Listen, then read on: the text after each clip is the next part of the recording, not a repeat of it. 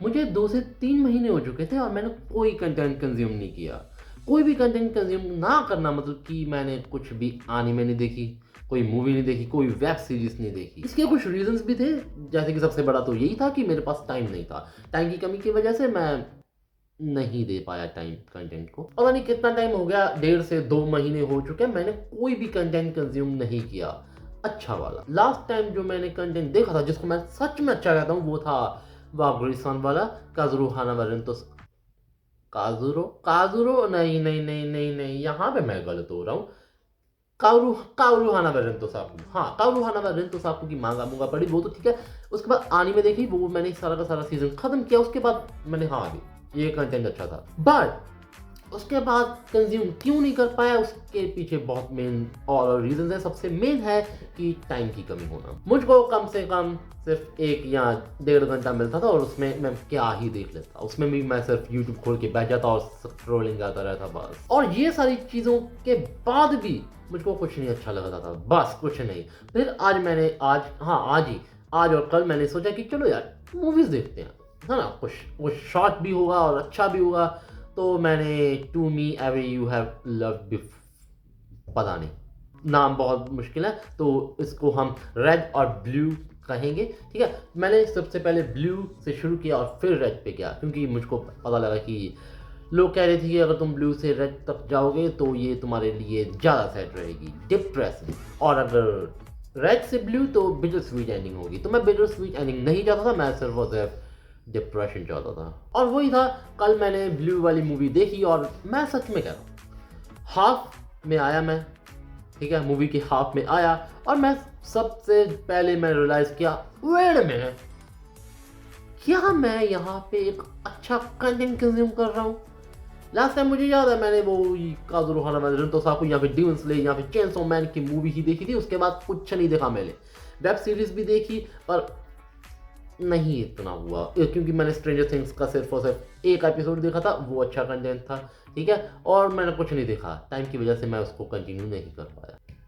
मुझसे पिछली ongoing anime नहीं खत्म हो रही। माय ड्रेस अप डार्लिंग का सीजन 2 पड़ा है, रैंक द गर्लफ्रेंड का भी पड़ा है अभी तक। वही है, मैं नई एनिमे शुरू करने की कैसे सोचूं जब मेरी पिछली एनिमे ही चली जा रही हैं। अभी मैंने टीन रोमांटिक कॉमेडी स्नापू ऐसे कुछ है, उसके अभी सीजन 2 भी आया हूँ मैं भी। चलो बहुत होगी बकवास, मूवी की बात करते हैं। मैंने मूवी देखते हुए यही रियलाइज़ किया कि मैं अच्छा कंटेंट कंज्यूम कर रहा हूँ। वो क्यों? क्योंकि मूवी सच में बहुत ही ज़्यादा अच्छी है। ब्लू से शुरू करते हैं। ब्लू में क्या था, एक लड़का होता है, उसको पैरेलल वर्ल्ड के बारे में पता लगता है और वो थोड़े-थोड़े से शिफ्ट भी मारता रहता है। ये मूवी समझाने में थोड़ी-सी डिफ़िकल्ट हो सकती है, क्योंकि तुम्हारे दिमाग में देखकर भी नहीं मसा समझ आएगी, तो समझाने से तो बिल्कुल नहीं समझ आएगी। पर हाँ, यहाँ पे मैं सिर्फ बात ये कर रहा हूँ कि मैंने एक अच्छी मूवी देखी और तुम भी शायद देख सकते हो अगर तुम्हारे पास दिमाग है। हाँ, इसका मतलब ये नहीं कहना चाह रहा है कि मैं मेरे पास ही दिमाग है, तुम्हारे पास नहीं है। क्योंकि कई जगहों पे तो मैं भी ये चाहा था कि ये क्या हो गया?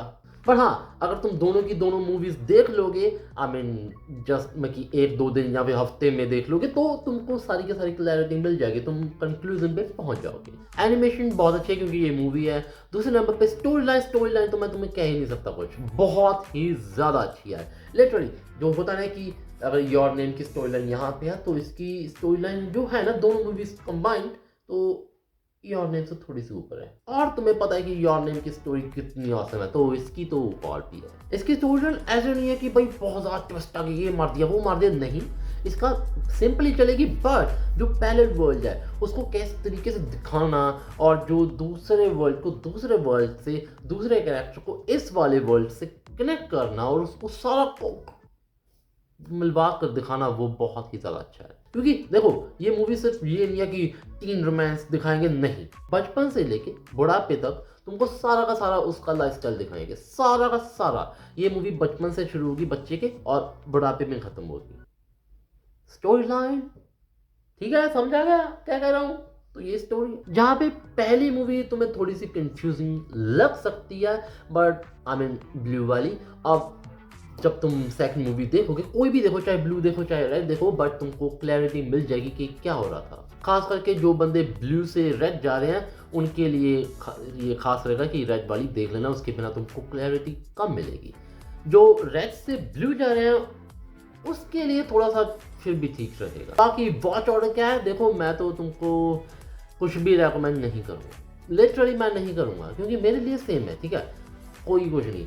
अब हाँ, तुम्हारे थोड़े से पॉइंट ऑफ व्यू जैसे कि पर्सपेक्टिव चेंज हो सकता है, बाकी और कुछ नहीं होने वाला। तुम रेड से शुरू करके ब्लू तक जा सकते हो, तुम ब्लू से शुरू करके रेड तक जा सकते हो। मैं ऐसा कहूँगा एक परफेक्ट, अगर मैं मूवी कहूँ ना, जिसको हम कह सकते हैं कि मूवी है, तो आई थिंक तुमको ब्लू से रेड तक जाना चाहिए। क्यों? क्योंकि रेड जो मूवी है, जो एक अच्छी, ज़्यादा अच्छी लगती है। क्यों? क्योंकि रेड जो मूवी है, जो एक मूवी सच में लगती है, उसकी एक एंडिंग बहुत ही ज़्यादा परफेक्ट। तो मैं तुमको यही आई मीन रेकमेंड नहीं करूँगा, पर मैं तुमको बताना चाहूँगा कि as compare to blue, red one is far more better in ending. और यहाँ पे ब्लू भी अपना बहुत ज़्यादा एक मेन किरदार फॉलो करती है एंडिंग में, जहाँ पे हमको पता लगता है कि वो लड़की कौन है जब तुम रेड वाली मूवी देखोगे। काजुने है, शियोरी है, तुमको क्या चुनना है मुझे नहीं पता, ठीक है ना। मैं बस यही चाहूँगा, अगर तुम ये साइंस फाई और जो दिमाग लगाने वाली एनिमे को पसंद करते तो एक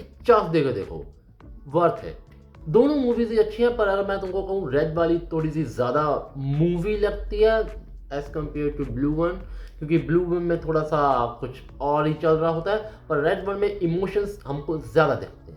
तो हैज प्रूव, जिसमें तुमको ज़्यादा इमोशंस दिखेंगे तो वो ही वर्थ इट होगी ना। बाकी तुम ऐसे मत देखो कि भाई रेड वन को ये कह रहा है, ये ब्लू को ये ऐसा कह रहा है, दोनों एक ही मूवी है, ओके।